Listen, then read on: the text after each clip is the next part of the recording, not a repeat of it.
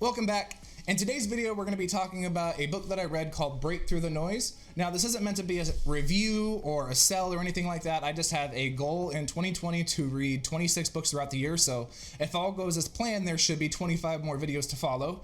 So we're just going to go over some key points that I thought were very informative and kind of give you my opinion on what I thought of the book. But like I said, it's just merely an opinion. I'm not an expert in any way on, writing. So yeah, let's get into it.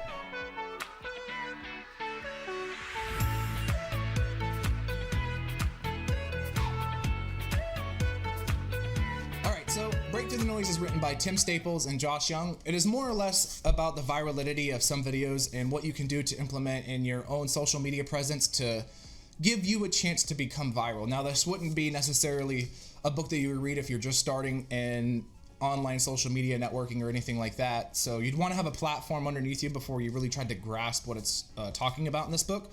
But overall, I took a lot of good things away from it, and we'll go over them right now. So we're not going to go through the entire book, but one of the key points that I took away is the shareability of online content. Now, what I mean by that is shareability is the grassroots of all viral content. And not even necessarily if you're trying to make a video go viral, it's better overall to have as much engagement as possible. So the algorithms think your content is better, so it gets shown to more people more organically. Now, you could spend a ton of money in ads, but if you're not getting good engagement, it's not going to be shown organically.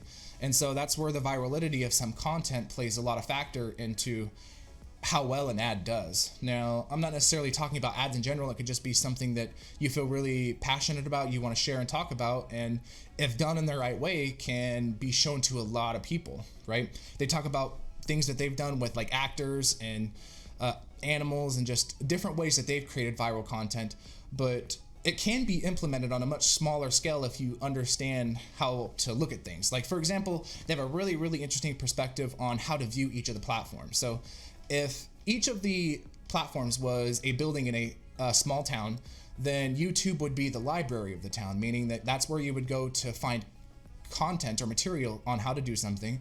Facebook would be considered the town square. It's the focal point where everybody gets together, gossips, shares about themselves, and everything else like that.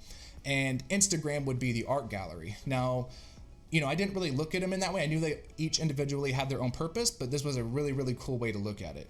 So overall, I think it was a really, really good book. I don't feel like I'm on the point of being able to create viral content or am focused on trying to do so, but it was a really cool read. And if you're interested in understanding the whole construct of what it takes to create viral content, it's a really, really good book. I have another book that we'll be doing another video on called Be Obsessed by Grant Cardone, so stay tuned for that, and we'll see you guys in the next one. Thank you so much.